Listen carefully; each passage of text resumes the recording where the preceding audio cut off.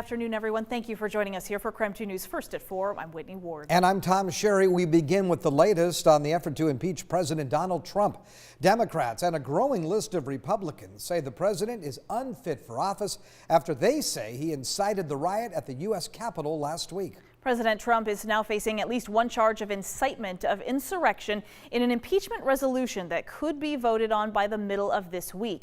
House Speaker Nancy Pelosi says if the vice president does not respond now within 24 hours, Democrats will move forward with articles of impeachment accusing the president of inciting an insurrection. House Majority Whip Jim Clyburn suggested that if the articles of impeachment actually pass, Pelosi could hold off on sending it to the Senate. Let's give President-elect Biden the 100 days he needs to get his agenda off and running, and maybe we'll send the articles sometimes after that. Now, many Republicans insist that impeaching President Trump will only fan the flames. Some of the strongest opposition is coming from Republicans who led the charge to baselessly contest the election results. And a pro-Trump protest set to take place outside Twitter's headquarters appears to have been a bust. Reports say only a handful of protesters actually showed up. The social media company was the first to ban the president from their platform. Facebook and Instagram followed suit. The president's supporters, upset with the ban, saying that it stifles free speech, started using a platform called Parler. But that conservative platform will be difficult to use in the future because the site has now been banned from the Amazon, Apple, and Google app stores. And a North Idaho internet provider is blocking Facebook and Twitter from its Wi-Fi service for some customers. So in an email, the company, which is called Your T1 Wi-Fi, says numerous customers have asked the service not to display those sites on their internet. Other customers say they don't want their kids to be able to access them. So the company does provide internet service to North Idaho as well as the Spokane area. One customer insists, though, this is a politically charged decision. She now says she wants to cancel her contract. I don't want to pay almost $800 to a person or company or whatever that's this unhinged and this kind of down the rabbit hole of conspiracy theories.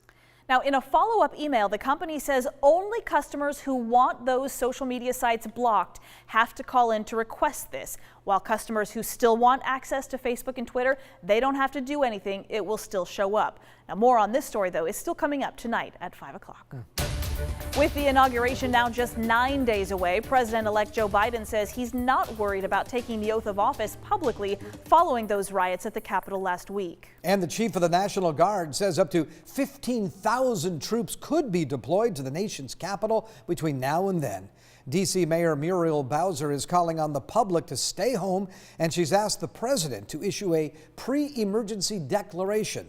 So far, at least 58 people have been arrested in connection to activities in or around the Capitol last week, and the Justice Department has filed more than 55 criminal cases. Now, one of those people arrested includes a man from Seattle. According to charging documents, Mark Leffingwell of Seattle was among the crowd in the hallway of the Senate wing of the Capitol building.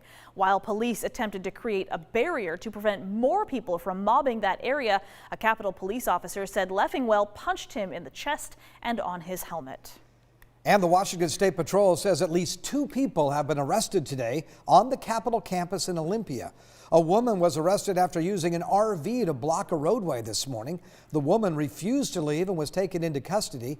Then a few hours later, a man was arrested for failing to comply with a lawful order after he tried to enter a restricted area. The new security measures at the state capitol in Olympia are in place in response to the riots at the U.S. Capitol in Washington, D.C., and the grounds surrounding the governor's mansion also being breached. Now today, Washington State is under a new reopening plan. Healthy Washington basically allows regions to reopen when they meet certain COVID-19 metrics. The state will now reopen by region instead of by county. So you can see here on the map, Spokane, of course, in the East region, which includes 8 other counties as well. And collectively, our region has to meet certain health criteria in order to reopen or move on to the next phase. Yeah, that's right. Under the plan, there are 2 phases. All regions begin in phase 1. We're in that right now. And to move on to phase 2, the region must meet the following 4 targets: And they are 10% decrease in case rates, 10% decrease in coronavirus hospital admission rates. The ICU occupancy must also be less than 90%, and the COVID test positivity rate also must be less than 10%. So under phase 1, which again we're in right now, gyms and entertainment venues can now open, still though with limited capacity. Low-risk sports like dance, gymnastics, and climbing, those are also allowed to practice as long as they stay in small groups. In the meantime, indoor dining at restaurants and social gatherings still not allowed. However, indoor dining will resume at 25% capacity once we get to phase 2. Spokane Mayor Nadine Woodward called for a regional approach to reopening. She says the smaller counties here in our region will actually help Spokane's numbers. Looking at all of the counties in our region, the medical region that we are in will benefit Spokane likely more than it will benefit the smaller counties.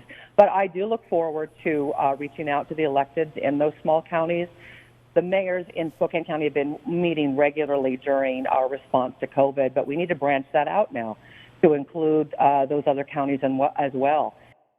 If you want to learn more about this new plan, just text REOPEN to 509-448-2000. We will send you a link with more information right to your phone.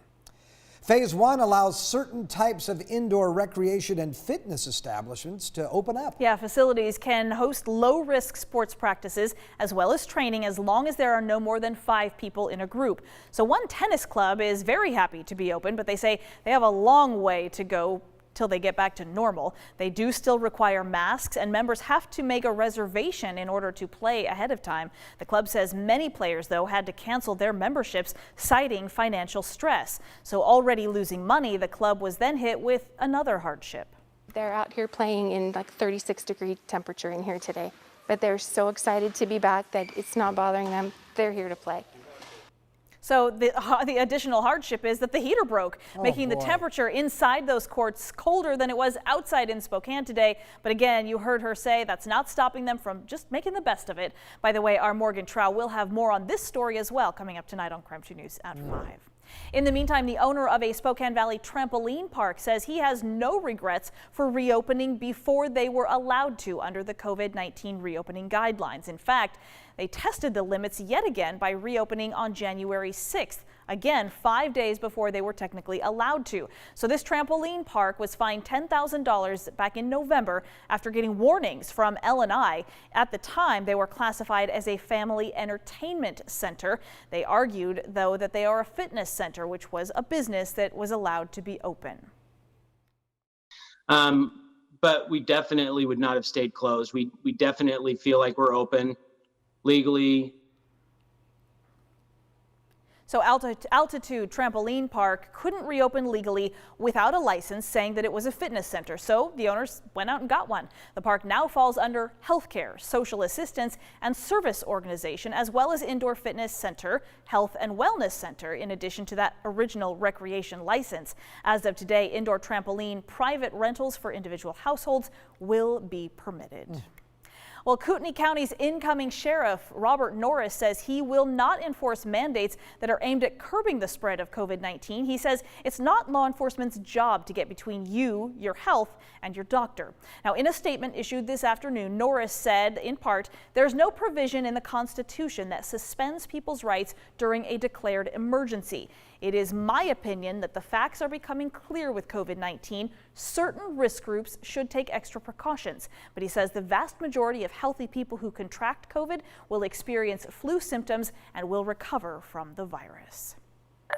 All right, let's take a look outside. Kind of a wet day. Yeah. You can see it out there on the streets. Still very pretty green grass. Normally, of course, we'd be covered with snow right now. Yeah, we would, and we have heavy rain that is headed our way, especially tomorrow, and also some very strong winds Tuesday night into Wednesday. So we have some high wind watches to talk about. Remember, a watch means that it may happen. When it gets upgraded to a warning, it means it's imminent. Count on it. So everywhere kind of shaded in gold right there, including the Spokane Coeur d'Alene area, as well as western Montana has that high wind watch in effect through Wednesday evening. The windiest days are going to be Tuesday night into Wednesday. Wednesday, we could see wind gusts to 60 miles per hour. We also have a winter storm warning in effect through tomorrow afternoon up in the Okanagan Highlands, as you can see, and also into the Cascades. So we've got some wet weather headed our way. 38 degrees right now. Wind is out of the south-southeast at only 5 miles per hour, and it's very light rain. Look for more rain to move in, especially on your Tuesday and Wednesday.